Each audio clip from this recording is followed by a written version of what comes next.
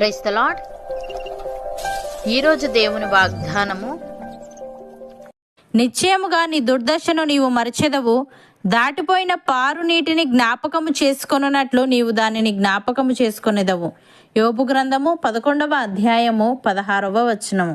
సహోదరి సహోదరులారా, ఈ వాక్యం ఒక వ్యక్తి దేవుని వైపు తిరిగి నిజాయితీగా జీవించినప్పుడు అతని జీవితంలో గొప్ప మార్పు వచ్చి గతంలో తాను అనుభవించిన తీవ్రమైన కష్టాలు, బాధలు లేదా దుస్థితి పూర్తిగా కనుమరుగైపోతుందని చెప్తుంది. ఈ కష్టాలు తొలగిపోవడం అనేది కేవలం కాలం గడవడం వల్ల కాదు, కానీ నిజాయితీతో కూడిన పశ్చాత్తాపం మరియు దేవుని అనుగ్రహం వల్ల జరుగుతుందని ఈ వచనం యొక్క పూర్తి సందర్భం తెలియజేస్తుంది. ఈ మార్పు మనిషి ప్రయత్నం వల్ల కాదు, కానీ దేవుని ఆశీర్వాదం వల్లనే సంభవిస్తుంది.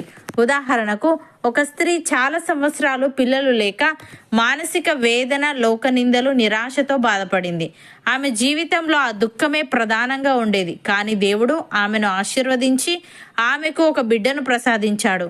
ఫలితంగా ఆ బిడ్డను చూసిన క్షణం నుండి ఆ తల్లి పాత దుఃఖం అంతా మర్చిపోతుంది. బిడ్డను పెంచే సంతోషంలో పాత నిందలు, ఏడుపులు అన్నీ పూర్తిగా కనుమరుగవుతాయి. అనగా దేవుడు మన జీవితంలో గొప్ప మార్పు తీసుకువచ్చినప్పుడు ఆ గొప్ప ఆనందం ముందు పాత కష్టాలు వాటి బాధను, తీవ్రతను కోల్పోయి మన మనస్సు నుండి సులభంగా తొలగిపోతాయని అర్థం. అలాగే దాటిపోయిన పారు నీటిని జ్ఞాపకము చేసుకొనున్నట్లు నీవు దానిని జ్ఞాపకము చేసుకొనేదవు అని ఉంది. అంటే నదిలో నుండి దాటిపోయిన నీరు తిరిగి రాదు. అది ఒకసారి పోతే మనం దాని గురించి పట్టించుకోము. అదేవిధంగా భవిష్యత్తులో మంచి జరిగినప్పుడు గతంలోని బాధలు కేవలం గడిచిపోయిన లేదా ఎలాంటి ప్రభావం చూపని దాటిపోయిన నీటి వలె గుర్తుంటాయి. అంటే అవి బలహీనమైన జ్ఞాపకంగా లేదా బాధ కలిగించని జ్ఞాపకంగా మాత్రమే మిగిలిపోతాయి. అనగా అది కేవలం ఒక చిన్న సంఘటనగా మిగిలిపోతుంది, అంతేకాని మన జీవితాన్ని శాసించే అంశంగా ఉండదు. ఉదాహరణకు, యోబు తన జీవితంలో అన్నీ కోల్పోయాడు: ఆస్తి, పిల్లలు, ఆరోగ్యం, గౌరవం. అతని శరీరం గాయాలతో నిండిపోయి అతని మనస్సు ముక్కలైపోయింది. కానీ చివర్లో దేవుడు యోబుకు రెండింతల ఆశీర్వాదం ఇచ్చాడు. తర్వాత యోబు తన పాత బాధలను గుర్తు చేసుకున్నప్పుడు అవి అతనికి కేవలం దాటిపోయిన నీరులాగా మాత్రమే అనిపించాయి. అవి ఇక నొప్పి ఇవ్వలేదు, సాక్ష్యంగా మాత్రమే నిలిచాయి. అలాగే దావీదు యువకుడిగా ఉండగా సౌలు రాజు అతన్ని చంపాలని వెంబడించాడు. అతడు అడవుల్లో, గుహల్లో దాగి తిరిగాడు. కానీ చివర్లో దేవుడు అతన్ని ఇజ్రాయేలు రాజుగా చేశాడు. ఆ తర్వాత దావీదు తన పాత కష్టాలను గుర్తు చేసుకున్నప్పుడు అవి దేవుని కృపను చూపే సాక్ష్యాలుగా మాత్రమే మిగిలాయి. అవి ఇక బాధాకరమైన జ్ఞాపకాలు కాదు, ఆనందపు జ్ఞాపకాలు అయ్యాయి. ప్రియులారా, దేవుడు మన జీవితంలో కష్టాలను శాశ్వతంగా ఉంచడు. ఆయన వాటిని తాత్కాలికంగా అనుమతిస్తాడు. కానీ తర్వాత మనకు శాంతి, గౌరవం, ఆనందం అన్నీ ఇస్తాడు. అప్పుడు మన కష్టాలు కేవలం దాటిపోయిన నీరులా మాత్రమే అనిపిస్తాయి. యేసయ్య శిష్యులతో ఈ విధంగా అంటున్నాడు: మీరు ఏడ్చి ప్రలాపింతురు గాని లోకము సంతోషించును, మీరు దుఃఖింతురు గాని మీ దుఃఖము సంతోషమగునని మీతో నిశ్చయముగా చెప్పుచున్నాను. స్త్రీ ప్రసవించినప్పుడు ఆమె గడియ వచ్చెను గనుక ఆమె వేదన పడును. అయితే శిశువు పుట్టగానే లోకమందు నరుడొకడు పుట్టెనను సంతోషము చేత ఆమె ఆవేదన మరి జ్ఞాపకము చేసుకున్నదు. అటువలే మీరును ఇప్పుడు దుఃఖపడుచున్నారు, గాని మిమ్మును మరలా చూచెదను. అప్పుడు మీ హృదయం సంతోషించును, మీ సంతోషమును ఎవడునూ మీ యొద్ద నుండి తీసివేయడు. ఆ దినమున మీరు దేన్ని గూర్చి నన్ను అడగరు.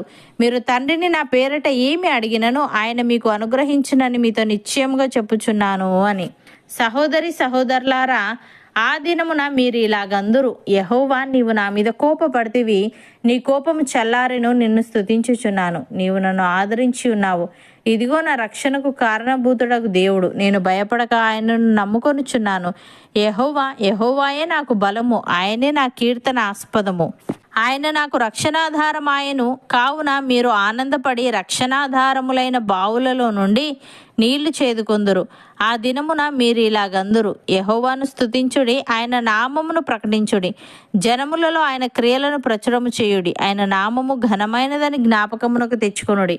యెహోవాను గూర్చి కీర్తన పాడుడి, ఆయన తన మహత్యమును వెల్లడిపరచెను. భూమి అందంతటను ఇది తెలియబడును. నమ్మిన వారు నాతో పాటు ప్రార్థనలో ఏకీభవించండి.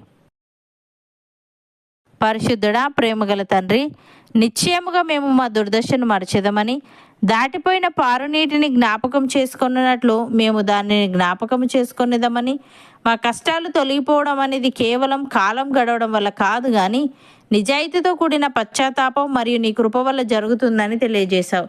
తండ్రి, నీకు స్తుతులు. దేవా, నీవు మా జీవితంలో గొప్ప మార్పు తీసుకువచ్చినప్పుడు ఆ గొప్ప ఆనందం ముందు పాత కష్టాలు వాటి బాధను తీవ్రతను కోల్పోయి మా మనస్సు నుండి సులభంగా తొలగిపోతాయని నీవు సెలవిచ్చావు. గనుక నీకు కృతజ్ఞతలు చెల్లిస్తూ మేము విశ్వాసంతో నీ కృప కొరకు కనిపెట్టుకునే వారముగా ఉండుటకు సహాయము దయచేయమని మేమిప్పుడు దుఃఖపడుచున్నాము కానీ మా హృదయం సంతోషించునని, మా సంతోషమును ఎవడునూ మా యొద్ద నుండి తీసివేయడని మేము నీ పేరిట ఏమి అడిగిననో అది మాకు అనుగ్రహింపబడునని నీవు సెలవిచ్చావు. గనుక నీకు కృతజ్ఞతలు చెల్లిస్తూ నీ నామమును ప్రకటించుచు జనములలో నీ క్రియలను ప్రచురము చేయుచు నీ నామము ఘనమైనదని జ్ఞాపకమునకు తెచ్చుకునే వారంగా ఉండుటకు కృపచూపమని, నీ మహత్యమును భూమి అందంతటను నీవే వెల్లడిపరచమని యేసుక్రీస్తు నామమున ప్రార్థిస్తున్నాము తండ్రి.